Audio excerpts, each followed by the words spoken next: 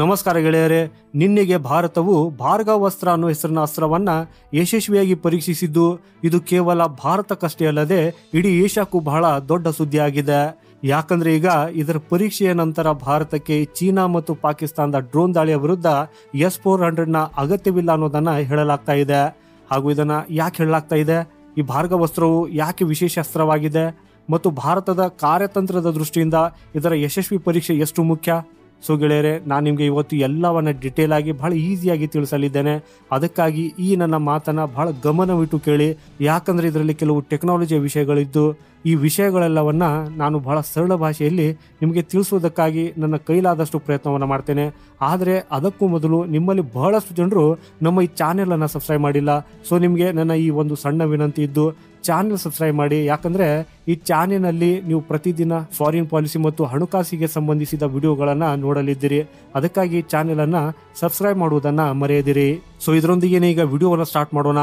ನೀವು ನಿಮ್ಮ ಸ್ಕ್ರೀನ್ ಮೇಲೆ ನೋಡ್ತಾ ಇರುವಂತೆ ಭಾರತದ ಪ್ರತಿಯೊಂದು ಮಾಧ್ಯಮವು ಭಾರ್ಗವಾಸ್ತ್ರದ ಬಗ್ಗೆ ಇರುವಂತಹ ಸುದ್ದಿಯನ್ನ ವರದಿ ಮಾಡ್ತಾ ಇದೆ.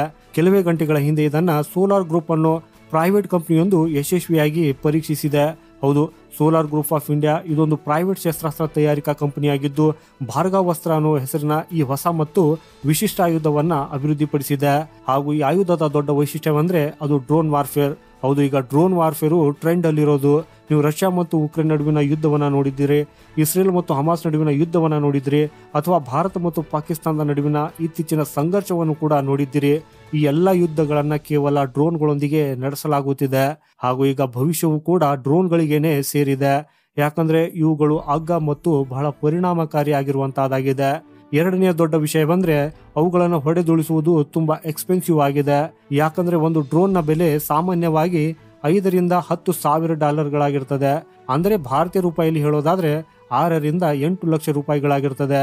ಹಾಗೆ ನೋಡೋದಾದ್ರೆ ಯಾವುದೇ ದೇಶದ ಸೈನ್ಯವು ಉತ್ತಮವಾದ ಆರ್ಮಡ್ ಡ್ರೋನ್ ಅನ್ನ ತಯಾರಿಸಬಹುದು.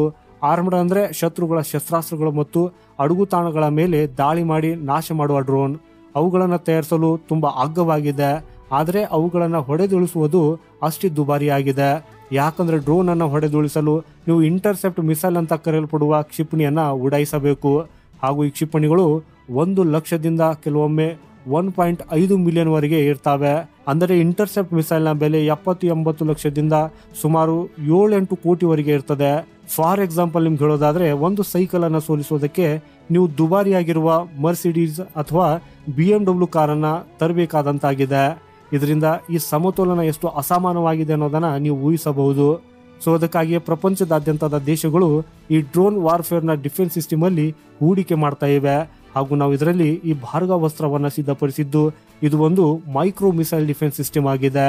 ಆಕ್ಚುಲಿ ಇದರೊಳಗಿನ ಕ್ಷಿಪಣಿಗಳು ತುಂಬಾ ಚಿಕ್ಕದಾಗಿದ್ರು ಪರಿಣಾಮಕಾರಿಯಾಗಿದ್ದು ಇದು ಈ ಕ್ಷಿಪಣಿಗಳು ವೆಚ್ಚವನ್ನು ಕೂಡ ಬಹಳಷ್ಟು ಕಡಿಮೆ ಮಾಡ್ತವೆ.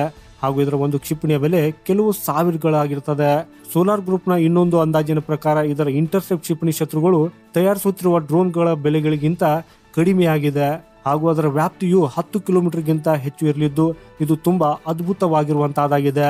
ಯಾಕಂದ್ರೆ ಭಾರತದ ಮೇಲೆ ಪಾಕಿಸ್ತಾನದ ಅಥವಾ ಚೀನಾ ಹತ್ತಿರ ಇರುವ ಎಲ್ಲಾ ಡ್ರೋನ್ಗಳ ವ್ಯಾಪ್ತಿಯು 3 ರಿಂದ 5 ಕಿಲೋಮೀಟರ್ ಅಷ್ಟೇ ಆಗಿದ್ದು ಮತ್ತೊಂದೆಡೆ ಟರ್ಕಿ ಹತ್ತಿರ ಇರುವ ಡ್ರೋನ್ಗಳ ವ್ಯಾಪ್ತಿಯು ಗರಿಷ್ಠ 8 ರಿಂದ 10 ಕಿಲೋಮೀಟರ್ ಆಗಿದೆ. ಇದಕ್ಕಿಂತ ಅದು ಹೆಚ್ಚಿಲ್ಲ. ಅಂದರೆ ವ್ಯಾಪ್ತಿಯ ವಿಷಯದಲ್ಲಿ ನೋಡುವುದಾದ್ರೆ ಇದು ಪ್ಯೂರ್ಲಿ ಸಫಿಶಿಯೆಂಟ್ ಇದೆ. ಹಾಗೂ ಈ ಮಿಸೈಲ್ ಕೂಡ ಅಷ್ಟು ಅಗ್ಗವಾಗಿದೆ. ಹಾಗೂ ಇಲ್ಲಿ ಒಳ್ಳೆಯ ವಿಷಯವೇನೆಂದ್ರೆ ನಾವು ಇತ್ತೀಚೆಗೆ ಮಾಡಿದ ಪರೀಕ್ಷೆಯಲ್ಲಿ ಅದು ಎಲ್ಲಾ ಪ್ಯಾರಾಮೀಟರ್ಸ್ ಮತ್ತು ಟಾರ್ಗೆಟ್ಗಳನ್ನ ಪಡೆದಿರುವುದು. ಅಂದ್ರೆ ಇದು ತುಂಬಾ ಪರಿಣಾಮಕಾರಿಯಾಗಿದ್ದು ಡ್ರೋನ್ ಇದರಿಂದ ತಪ್ಪಿಸಿಕೊಳ್ಳೋದಕ್ಕೆ ಸಾಧ್ಯವಿಲ್ಲ. ಹಾಗೂ ಇದಷ್ಟೇ ಅಲ್ಲದೆ ಇನ್ನೊಂದು ಒಳ್ಳೆಯ ವಿಷಯವಂದ್ರೆ ಇದನ್ನ ನಮ್ಮ ಸೈನ್ಯದಲ್ಲಿ ಸೇರಿಸುವ ಮೂಲಕ ನಾವು ನಮ್ಮ ಗಡಿ ಪ್ರದೇಶಗಳನ್ನ ಇಮಿಡಿಯೇಟ್ಲಿ ಸುರಕ್ಷಿತಗೊಳಿಸಬಹುದು. ಆದ್ರಿಂದ ನಾವು ಈ ಶತ್ರುಗಳ ಅಗ್ಗದ ಡ್ರೋನ್ಗಳನ್ನ ವಿಶೇಷವಾಗಿ ಪಾಕಿಸ್ತಾನ ಮತ್ತು ಚೀನಾದ ಅತ್ಯಂತ ಕಳಪೆ ಮತ್ತು ಅಗ್ಗದ ಗುಣಮಟ್ಟದ ಡ್ರೋನ್ಗಳನ್ನ ಹೊಡೆದುಳಿಸುವುದಕ್ಕಾಗಿ ನಮ್ಮ S-400 ಕ್ಷಿಪಣಿಗಳನ್ನ ಕಳೆದುಕೊಳ್ಳುವ ಅವಶ್ಯಕತೆ ಇಲ್ಲ. ಯಾಕಂದ್ರೆ S-400 ಕ್ಷಿಪಣಿಯ ಬೆಲೆ 4 ರಿಂದ 6 ಕೋಟಿ ರೂಪಾಯಿದಾಗಿರ್ತದೆ. ಹಾಗೂ ನೀವು ಅದನ್ನ ಅಗ್ಗದ ಡ್ರೋನ್ ವಿರುದ್ಧ ಬಳಸಿದಾಗ ಒಂದು ರೀತಿಯಲ್ಲಿ ಅದು ತುಂಬಾ ದುಬಾರಿಯಾಗಿರ್ಲಿದ್ದು ಇದಕ್ಕಾಗಿ ಸೈನ್ಯವು ಕೂಡ ಬಹಳಷ್ಟು ಖರ್ಚು ಮಾಡಬೇಕಾಗ್ತದೆ. ಆಕಾಶ್ನಂತಹ ನಮ್ಮ ಇತರ ಡಿಫೆನ್ಸ್ ಸಿಸ್ಟಮ್ಗಳು ಅವುಗಳ ಕ್ಷಿಪಣಿಗಳು ಕೂಡ ತುಂಬಾ ದುಬಾರಿಯಾಗಿದೆ. ಅವುಗಳ ಬೆಲೆ ಲಕ್ಷ ರೂಪಾಯಿಗಳಲ್ಲಿವೆ. ಅದಕ್ಕಾಗಿ ನಾವು ಅವುಗಳನ್ನ ವೇಸ್ಟ್ ಮಾಡಬಾರ್ದು. ಅವುಗಳನ್ನ ಉಳಿಸಿ ಶತ್ರು ಯುದ್ಧ ವಿಮಾನಗಳು ಮತ್ತು ಬ್ಯಾಲಿಸ್ಟಿಕ್ ಕ್ಷಿಪಣಿಗಳ ವಿರುದ್ಧ ಬಳಸಬಹುದು. ಹಾಗೂ ಮೈಕ್ರೋ ಮಿಸೈಲ್ಗಳನ್ನು ಆಧರಿಸಿದ ಈ ಭಾರ್ಗವಾಸ್ತ್ರವನ್ನ ಶತ್ರುಗಳ ಅಗ್ಗದ ಡ್ರೋನ್ಗಳನ್ನ ಹೊಡೆದುಳಿಸುವುದಕ್ಕಾಗಿ ನಾವು ಇದನ್ನ ಬಳಸಬಹುದು. ಹಾಗೂ ಇದಷ್ಟೇ ಅಲ್ಲದೆ ನಾವು ಅದನ್ನ ಎಕ್ಸ್ಪೋರ್ಟ್ನು ಕೂಡ ಮಾಡಬಹುದು. ಯಾಕಂದ್ರೆ ಈ ಸಮಯದಲ್ಲಿ ಶಸ್ತ್ರಾಸ್ತ್ರ ಮಾರುಕಟ್ಟೆಯಲ್ಲಿ ಡ್ರೋನ್ಗಳಿಗೆ ಮತ್ತು ಡ್ರೋನ್ಗಳನ್ನ ಹೊಡೆದುಳಿಸುವ ಡಿಫೆನ್ಸ್ ಸಿಸ್ಟಮ್ಗಳಿಗೆ ಹೆಚ್ಚಿನ ಬೇಡಿಕೆ ಇದೆ. ಅದಕ್ಕಾಗಿ ಈ ಭಾರ್ಗವಾಸ್ತ್ರವು ಭಾರತಕ್ಕೆ 2 ಒಳ್ಳೆಯ ಸುದ್ದಿಗಳನ್ನ ತಂದಿದೆ. ಇದು ನಮ್ಮ ಎಕ್ಸ್ಪೋರ್ಟ್ ಅನ್ನು ಹೆಚ್ಚಿಸುತ್ತದೆ ಮತ್ತು ನಮ್ಮ ಭದ್ರತೆಯನ್ನು ಕೂಡ ಬಲಪಡಿಸುತ್ತದೆ. ಅದಕ್ಕಾಗಿ ನಾನು ವಿಡಿಯೋದ ಸ್ಟಾರ್ಟಿಂಗ್ ಅಲ್ಲಿ ಏನು ಹೇಳಿದೆ ಅಂದ್ರೆ, ಇದು ಬಂದ ನಂತರ ನಮ್ಗೆ ಇನ್ನು ಮುಂದೆ ಶತ್ರು ಡ್ರೋನ್ಗಳ ವಿರುದ್ಧ S-400 ಅಗತ್ಯವಿಲ್ಲ ಅಂತ. ಸೊ ಈಗ ನಾವು ಅದನ್ನ ಹೆಚ್ಚಿನ ಮೌಲ್ಯದ ಟಾರ್ಗೆಟ್ಗಳ ಮೇಲಷ್ಟೇ ಬಳಸಲಿದ್ದೇವೆ. ಅಂದ್ರೆ ಶತ್ರು ಯುದ್ಧ ವಿಮಾನಗಳು, ಬ್ಯಾಲಿಸ್ಟಿಕ್ ಕ್ಷಿಪಣಿಗಳು ಅಥವಾ ಪರಮಾಣು ಕ್ಷಿಪಣಿಗಳನ್ನ ಹೊಡೆದುಳಿಸುವಲ್ಲಿ. ಆದಾಗ್ಯೂ ಗೆಳೆಯರೆ, ಭಾರ್ಗವಾಸ್ತ್ರದ ಬಗ್ಗೆ ನಿಮ್ಗೆ ಹೇಗೆ ಅನಿಸಿದೆ ಅನ್ನೋದರ ಬಗ್ಗೆ ಕಮೆಂಟ್ ಮಾಡುವ ಮೂಲಕ ನಿಮ್ಮ ಅಭಿಪ್ರಾಯವನ್ನ ನಮಗೆ ತಿಳಿಸಿ.